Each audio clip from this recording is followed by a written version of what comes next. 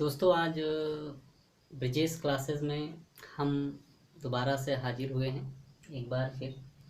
तो आज हम कुछ महत्वपूर्ण विलोम शब्दों को देखेंगे और विलोम शब्द से परीक्षाओं में यदि आपके सिलेबस में सामान्य हिंदी यदि है तो विलोम शब्द आपको वहाँ से 1 या 2 नंबर के सवाल ज़रूर आपको मिलेंगे, प्रश्न आपको मिलेंगे। और ये ऐसे विलोम शब्द हैं जो किसी न किसी परीक्षाओं में पूछे हुए हैं। ये ऐसे कलेक्शन है, बहुत ही महत्वपूर्ण कलेक्शन है। तो आज की क्लास आप के लिए ये विलोम शब्द की बहुत ही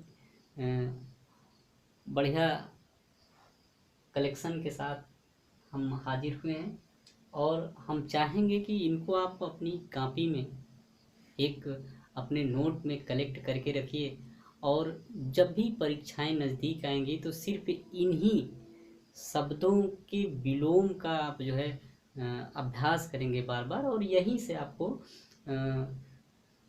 पेपर में देखने को विलोम शब्द मिल जाएंगे। तो आइए देखते हैं कौन कौन से शब्द हैं।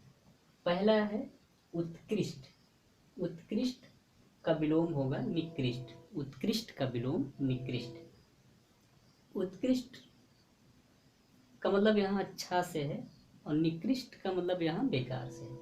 उपचार। उपचार का मतलब जैसे किसी का इलाज किया जाता है तो उसको हम उपचार कहते हैं। अनुपचार। अनुपचार अनुपचार का मतलब होता है कि उसका उपचार नहीं किया जा रहा है। उदार। उदार का मतलब होता है जैसे कोई किसी से चीज़ कही जाए तो वो उस बात को मान ले, आपकी बात से सहमत हो जाए। और उदार का विलोम कृपण होता है। उदार का विलोम कृपण, और यहाँ कृपण से मतलब कंजूस से है। तो उदार का विलोम कृपण। उत्पत्ति का विलोम प्रलय। तो इस तरीके से आप हर शब्दों के थोड़ा अर्थ भी समझने की कोशिश करेंगे तो आपको विलोम शब्दों का विलोम पकड़ में आसानी से आ जाएगा। जैसे औरस। औरस का है दत्तक। औरस का मतलब होता है अपना। दत्तक का मतलब होता है दूसरे से लिया हुआ, गोद लिया हुआ, जैसे दत्तक पुत्र, औरस पुत्र। इस हिसाब से रिजु। रिजु का विलोम होता है वक्र। रिजु का मतलब होता है सरल। वक्र का मतलब होता है टेढ़ा मेढ़। रिद्धि का विलोम विपन्न। रिद्धि का मतलब संपन्न दूसरी भाषा में। तो रिद्धि का विलोम विपन्न। कर्मठ का विलोम आलसी। कृश का विलोम पुष्ट या स्थूल दोनों होता है। कृश का मतलब होता है कमजोर और पुष्ट या स्थूल का मतलब होता है मजबूत। क्रोध का विलोम क्षमा। रित का विलोम अनरित। रित का विलोम अनरित, ये बहुत महत्वपूर्ण है। रित का विलोम अनरित बहुत ही इम्पोर्टेंट है, ये पूछा गया सवाल है यूपी टेट में। और उग्र का विलोम सौम्य। उग्र का मतलब जिसका स्वभाव उग्र हो जाए, क्रोध से भर जाए। और सौम्य का मतलब जो शालीन बना रहे, शांत बना रहे। सौम्य का मतलब शांत। कृत्रिम का विलोम नैसर्गिक। कृत्रिम मतलब जो बनाया गया हो। नैसर्गिक का मतलब जिसको प्रकृति ने बनाया हो। आगे है करुण। करुण का विलोम निष्ठुर। करुण का विलोम निष्ठुर। कृष्ण का विलोम शुक्ल। कृष्ण का विलोम शुक्ल। कृष्ण पक्ष, शुक्ल पक्ष आप देखे होंगे, चंद्रकलाओं में आपने पढ़ा भी होगा। आगे देखते हैं ख्यात। ख्यात का विलोम जो है कुख्यात होता है, विख्यात नहीं होता है, कुख्यात होता है। ख्याति का मतलब ही विख्यात, लेकिन यहाँ ख्यात का जो विलोम होगा वो कुख्यात होगा। खगोल का विलोम भूगोल। ग्रहीता का विलोम दाता। ग्रहीता मतलब लेने वाला, दाता मतलब देने वाला। गोपनीय का विलोम प्रकाशनीय। गोपनीय का मतलब जो छुपा हुआ हो, प्रकाशनीय का मतलब जो बिल्कुल खुला हुआ हो। गौण का विलोम मुख्य। जैसे मुख्य कार्य, गौण कार्य, मतलब मुख्य कार्य में जरूरी कार्य आएंगे, गौण कार्य में बाद में काम करने में। गौण कार्य, कार्य का मतलब है कि ज़्यादा जरूरी नहीं है लेकिन उसको हमको करना है। तो गौण का विलोम मुख्य, यहाँ आप देख रहे हैं। घटक। घटक का विलोम समुदाय। घटक का विलोम समुदाय। घनिष्ठ, घनिष्ठ का विलोम दूरस्थ। चिरंतन का विलोम नश्वर, चिरंतन का विलोम नश्वर। चिरंतन का मतलब जो वैसे ही बना रहे, जिसका मतलब वैसे ही बना रहे, वो जिसका मतलब नाश ना हो, तो चिरंतन का विलोम नश्वर। छादन का विलोम प्रकाशन। खेचर का विलोम भूचर। गौरव का विलोम लाघव। अब यहाँ गौरव अगर आप देखेंगे, गौरव का मतलब होता है सम्मान, लाघव का मतलब यहाँ हो जाएगा अपमान। जंगम का विलोम स्थावर, ये बहुत पूछा जाता है, जंगम का विलोम स्थावर। झंकृत का विलोम निस्तब्ध, झंकृत का विलोम निस्तब्ध।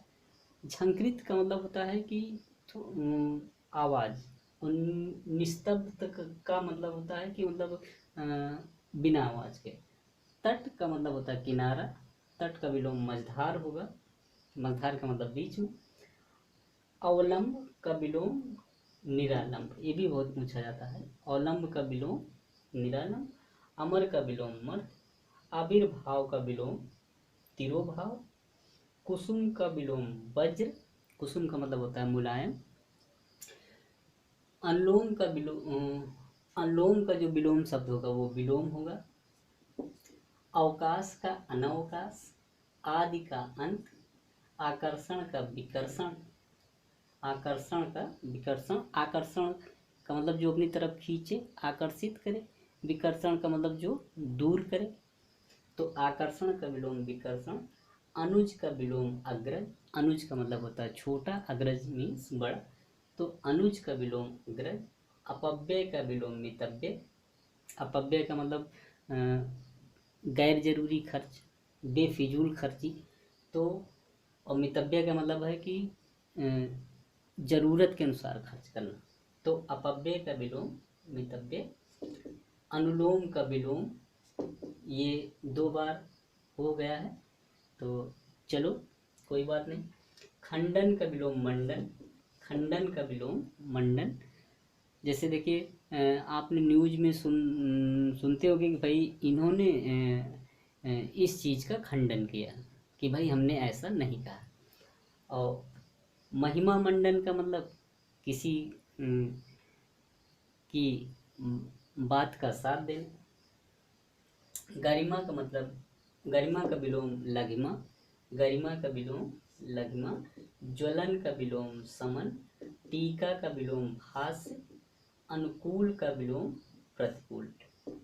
तो ये इतने महत्वपूर्ण कलेक्शन हैं विलोम शब्द को, इनको आप बीच बीच में आप थोड़ा थोड़ा देखते रहिए, जब भी मौका मिले पलट लीजिए, आपके दिमाग में ये बने रहेंगे, और यहीं से आप देखेंगे कि यहीं से आपको विलोम शब्द जो है परीक्षा में ज़रूर मिलेंगे। तो आज के लिए बस इतना ही। जय हिंद, जय भारत। और हम आशा करते हैं कि आप नोट ज़रूर तैयार करेंगे, क्योंकि वही नोट आपकी परीक्षा के मूल होते हैं। जब आप रिवीजन करेंगे तो सिर्फ वही पढ़ेंगे, बाकी कोई भी चीज़ नहीं पढ़ेंगे। जो आपका नोट होगा, चाहे वो हिंदी का हो, चाहे वो मैथ का हो, चाहे वो पर्यावरण का हो, और चाहे क्या कहते हैं बाल मनोविज्ञान का हो, अगर आप यूपी टेट में हैं, तो कोई भी परीक्षा आप दे रहे हैं तो उसमें आप अपना खुद का नोट तैयार करिए, और जब भी परीक्षा में देने जाएं तो बस उसी नोट का एक कलेक्टिव रिवीजन आप करिए, और निश्चित है कि आपकी परीक्षा में अंक अच्छे आएंगे। तो आज के लिए बस इतना ही। जय हिंद, जय भारत।